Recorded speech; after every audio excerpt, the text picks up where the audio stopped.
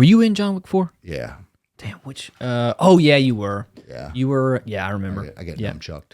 At the Asian. Yeah, in the hotel. Yeah, in the lobby, right? Yeah, I'm in the lobby, and then I end up in kind of a nunchuck fight with Keanu later in John Wick later in the movie. As the same character. Yes. Okay, got it. Even though it kind of looks. You played about 3 or 4. Like I die. It looks like I die in that opening part of that. Right. But then I just show up later. But then there was like, when you got a fucking 100 guys and you're killing everybody, and like, what am I supposed to do? It all blends in. Shot, you got egg on your face, like. He's like, okay, just fall on the ground and fucking die. And it's like, all right. So I do that, but then I'm like, like 10 minutes later, I got to fight. And he's like, nobody will notice. Like, nobody really does. I got to find it now. Yeah, nobody really does. But you know what? I always think about if those situations were real, like, there's some guys acting like they died. What do you mean? Like they get winged. Oh, yeah. And they're like, oh, yeah, I'm dead. They just lay there as the bullets fly. And then maybe they come up later. I think about that in a lot of movies. Like, maybe just play dead. Yeah. And like let the army run through and then like get up and do like shit. Yeah, like, exactly. Because like that movie needs to be made. There's points where you look out and go, oh, we're losing badly. We're all dead. Yeah. Right. And just kind of lay there and like with one eye half open, make sure. Exactly. But then you do see the things where the guys are going through and like just stabbing the dead bodies afterwards. You're like, yeah, that'd be a shitty way to go too. Oh no. You're like, oh, he's coming my way. Fake the spear in like your arm. Just sit there. I'm already dead. I'm already. I was talking about fight scenes, dude. Have you seen? It's Taylor Sheridan. Yep, probably seen it. Yeah. Why am I blanking? Sicario. Sicario. Yeah. I'd never watched it when it came out, and I love Taylor Sheridan, what he's done. I watched everything else. Hell or High Water. Great movie. Wind River, Yep. So anyways, I finally watched Sicario, and the fight scene, and you'll know what I'm talking about, when Emily Blunt, after what's his face, Benicio del Toro shoots her because she's saying, hey, put your gun down, don't hold him hostage, and he's like, boom, boom, don't get in my way. She walks back through the tunnel to Josh Brolin's character, and she just hauls off and punches Josh Brolin, right? You remember this, right? Yep. Josh Brolin grabs her, puts her on the ground, and just big brothers her. Yeah. And I was like, where has this been? Yep. I love that. Like, that's the best fight scene I've seen. Like, or not really a fight scene, but like a realistic of like what it really looks like. And I was like, thank God somebody did that. Yeah. That was so nice. And not that I want to see a man, big brother a woman, but like, in that situation, you wouldn't really want to punch a woman back. You don't want to. You're not gonna exchange a punch for punch with a woman, especially your superior, or someone underneath you. Yeah, true. And it's still kind of frowned upon in movies. Even like really? we try to avoid it, like a direct, like even in the first John Wick. Like remember when he's in the hotel and the female assassin character comes in. That's not Ruby Rose. That's no. Oh man, who is that? Adrian Palicki, I think is her name. Yeah, she was in like Gossip Girl. Yeah, I think it was Adrian Palicki. She comes in, tries to shoot him. They end up in a fight. Right. He does punch her in the face, but only after he wraps a sheet around her head. That's right. Wraps a sheet around, then wham. Now that was consciously thought of, like you can't see a man's fist. The sheet was not part of it originally, and then we were all like, I mean, we already killed a damn dog. Like, yeah, it's true.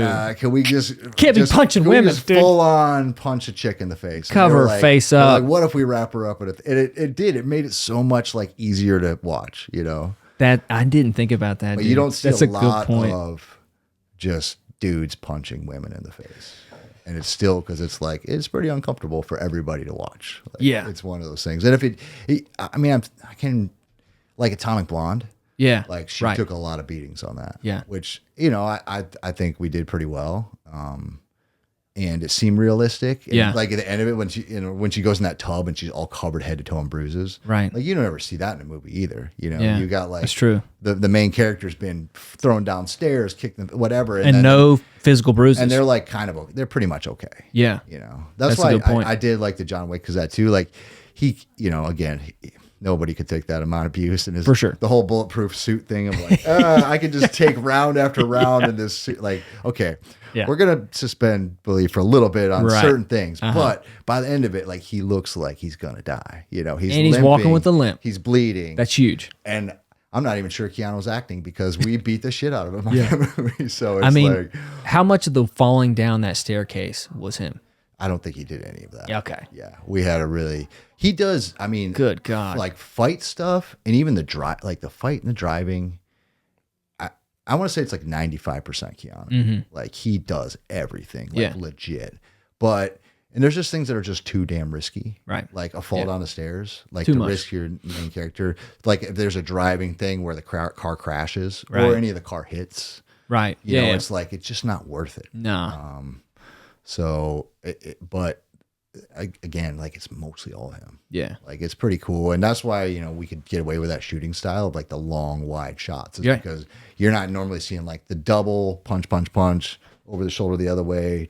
The main actor, they flash to their face just to get a look. Yeah. And so you still believe it's the actor. Right. But it's like, no, like you see him the whole time. There's no swapping anybody out. Are there any other actors that can like, that have the judo and jiu-jitsu training that are like in that age range that can do that? I mean, you got like your Tom Cruise, which he legitimately like does all his own stunts. Like every one of them he's done. And he breaks all his own ankles. Yeah. And again, like he has a really good, probably even team of doubles that will prep and plan and iron all that out before Tom Cruise even gets on a motorcycle. Yeah. They've already nailed this 100 times with the double. Right. You know, so. But as far as like fight scenes. But fight scenes, yeah, man. It's hard to think, I don't know of anybody who's put in the amount of training that Keanu did for John Wick movies. Especially with judo, wrestling, and jiu-jitsu. Like that's. Because it was like, you know, it was. It's a hard thing to. 4 hours a day, 5 days a week for months and months and months. People can do boxing and kickboxing and, you know, martial arts stuff like that. But the commitment to get on the mat. With the judo and that kind of thing, the rolls. Yeah. You know, he's you know, he's not a spring chicken, but he's close to 60, right? I think he's in his late 50s. Late 50s, yeah. But he's got a switch that turns on and he can get it done. You know? And they like, it kind of reminds me a little bit of like, remember like when Yoda pulled out the lightsaber? Right. He's limping and then he pulls out the lightsaber and like, bing, bing, bing, bing, bing, bing, and then he puts it away and then starts limping again. Yeah. Like Keanu's got That's Keanu with the cigarette at the end. He just throws down like fucking crazy and then he gets done and he's like, ugh. Yeah. God. And then he goes smoke a cigarette, you know, like chills. But that's funny. Like, you've got that like on off switch that like, you know, and you have to be, you gotta be like pretty that, masochistic as well to even want to go through that. Yeah. Kind of thing. Cause again, like, and that's the whole thing is like the whole movie is rough to do. Like we're shooting nights. We're in a 4 months. Yeah. Like John Wick 4 was all nights. Like we got there and prepped during the day and then we just went to nights and never stopped. Yeah. Which just fucks up everything about your brain, body, everything gets messed up. Like you like after you the age first, quicker too. Yeah, after like the first week, you're adapted to that schedule as far as like alertness and awakeness, but like your body never feels right. Like every time something's still fucked up here. Every time you're eating, it feels weird. Like because now you're eating breakfast at dinner time. Yeah, now you're like we would get done with the shoot at like 5 a.m. and then have breakfast. Yeah, and then go to bed. Yeah, and then you like wake up and have dinner. Yeah. It's the weirdest. Did you have to get blackout curtains in your hotel? I just have a sleeping mask. I got a really good sleeping mask. Perfect. Yeah. Nice. Because I have to have it like pitch dark. Yeah. So I'm pretty custom. I got my white noise thing on my phone and my sleeping mask, and I'm pretty good. The Mantis?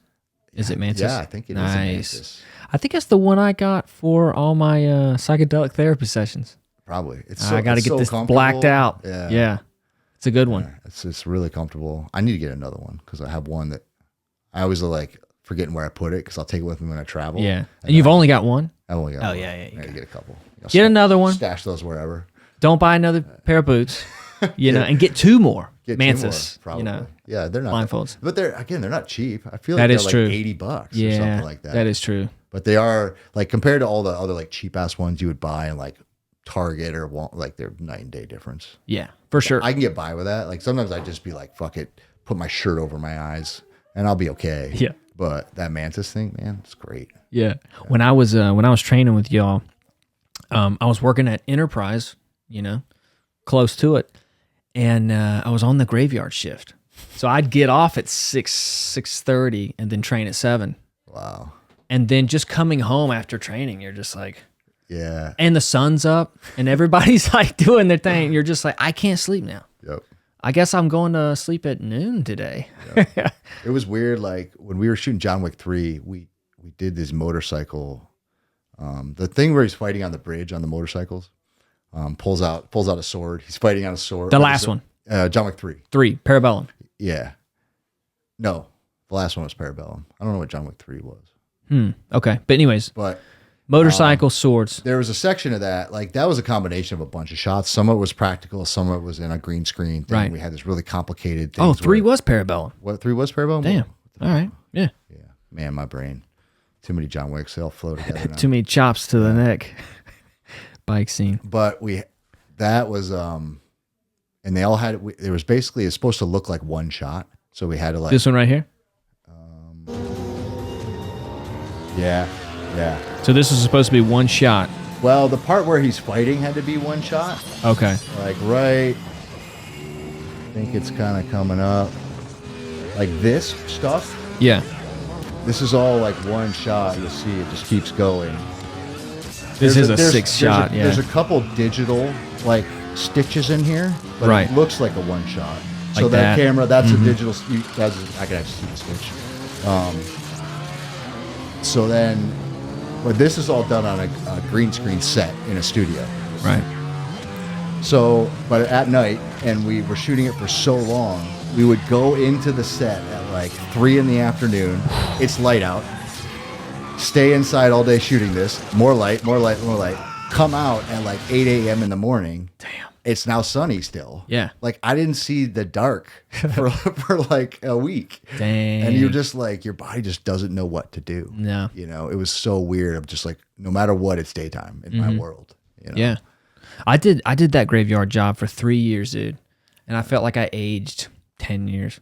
Yeah. Obviously I didn't, but there was a different feeling when it was over. It is. And that's why like I do appreciate the movies of working on them though, because now every other movie seems so easy. Right. Like if we're on day shifts and we're only shooting like 10 to 12 hours a day, I'm like, this is so easy. Right. Like, this is nothing. That's good. Know? Yeah. That's a great perspective shifter. It's nice. And like I've never done any fight scenes that were nearly as hard as the ones in John Wick or had to be nearly as perfect. Yeah. You know? So yeah.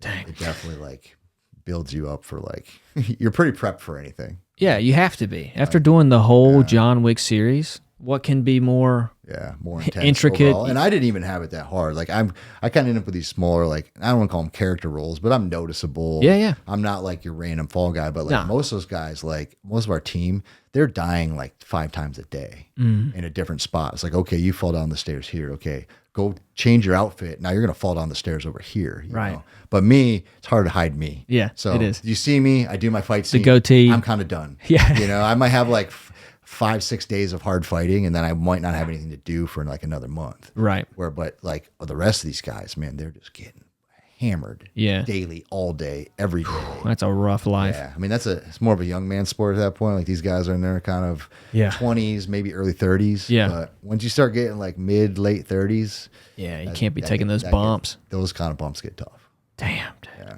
I had an idea for a new John Wick movie. Yeah. Pitch it. Go ahead. I've heard them all. All right. You might not have heard of this one. The main villain is a female woman, right?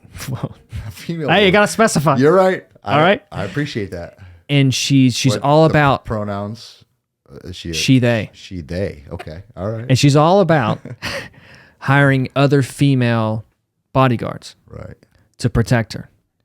And John Wick somehow has to get to her and has to go through all these women. So you just want to kill a bunch of women. So really the story is about how many women does it take to stop John Wick. Have you heard that one yet? I have not. I feel like people these days would be down with that one. It might be. I think the only higher you could go is like, it would be a leader that just hires puppies to protect him. And then you'd be like, how many puppies does John Wick have to kill to get to this guy? All because of his like that might puppy dying. That might trump the women thing. But other than that, I think you're pretty spot on of like. Yeah. Because I mean, you ever thought about that? Like if you were locked in a room with only women. Why are you in the room? All right, so let me set this up. So, and you had to survive. Do you know these women? Were you texting them? Will you see them on Instagram? Sorry. Yeah. Pull the girlfriend move on you. My bad. No, let's go there. So they're outside. They won't see this until next week. Yeah, exactly. They won't deal with the consequences. Yeah, exactly. Honey, I was having a great time. We're just being boys. Don't you want me to have good friends? Yeah. And you're fighting them to the death, right? This is the scenario, right? How many women do you think you could? Here's the better question. Okay. How many women do you think it would take to stop you? No weapons. I think that's highly dependent on the women. For sure. Because I've met some fucking badasses in my day that I'm like, absolutely. When it gets down to it, like that chick would kill me. I mean, not like one-on-one, but like she saw an opening, gouges an eyeball. Right. I got to keep my eye on her. Rips your nuts off. Yeah. Like, or just like, I mean. I can't go soft. I remember Gabby Garcia. Oh, yeah. Like. All right. No, there's no Gabby Garcias in the room. Okay. I don't want to fight her ever. No, me either. Again, she's not pulling guard. She's such a sweetheart. Like not she's pulling been to guard. our gym a couple of times. Oh, yeah. Sweetheart, but she's nice. bigger than me. Yeah, she's a big one. And a black belt. Like a legit black belt. So like. Yeah, real good position. Okay. Position. I don't want to fight her. No. Even one-on-one in a room. All right, let's say you've got, they're all about the size of, what's an actress? Just if they're like, again. Like Blake Lively's. Yeah. Yeah, but she's in some heat. Maybe we'll bring Blake Lively into this. What's a movie I saw her in where there's these two guys. I'm trying to remember their name. Wow, that's a good start. There's two guys. But they get involved with these drug dealers. One guy's ex-military. Yeah. That was something like. That was what's his name from Friday Night Lights. Yeah. Taylor Kitsch is one of the guys. Yeah. I'm trying to remember who the other guy is, but she was in that. Yeah. She was kind of like, had a little weird hinting at a love triangle kind of thingy going on. Right. That was Oliver Stone movie. Yes. And then they end up kidnapping her. Oh. The drug dealers do. And like holding her for ransom. But let's see here. Savages. Savages. That was like the first movie I'd ever really noticed her in.